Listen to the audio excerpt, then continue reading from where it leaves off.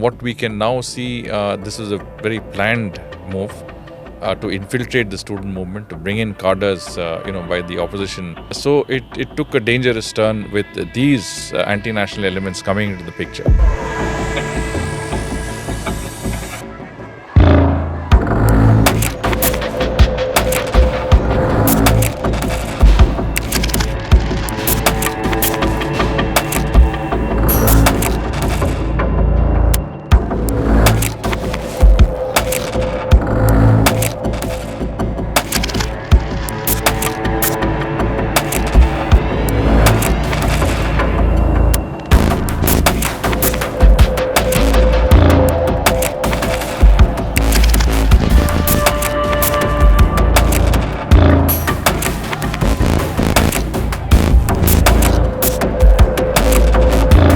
What actually, I think, made it a sort of a violent and more, a movement that actually cost a lot of lives and arson, etc., was the fact that other actors came into the game.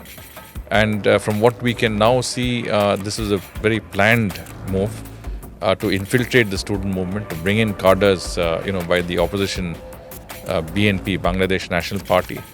And the Jamaat-e-Islami, which is, like the Muslim Brotherhood, it is a radical Islamic grouping that is pro-Pakistan. So they were the ones who supported Pakistan in 1971, and their descendants today continue with that same policy. And their student wing, the Chhatra Shibir, also infiltrated the student movement. And the students, when they negotiated with government, were at pains to say that our protest is purely non-violent.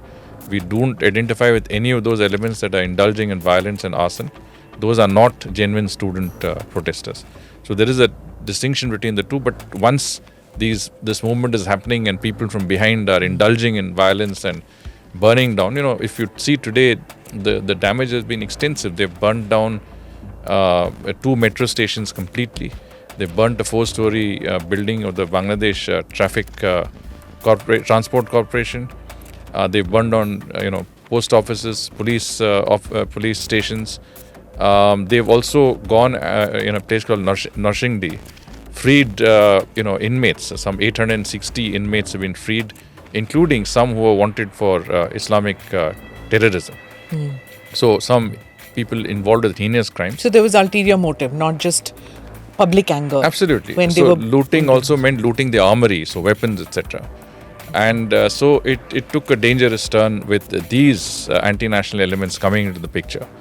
And I think, if you see the social media space, there's a lot of misinformation and disinformation, and that continues to happen even today. Even though internet was stopped for some time. Exactly. But a lot of it is coming from abroad.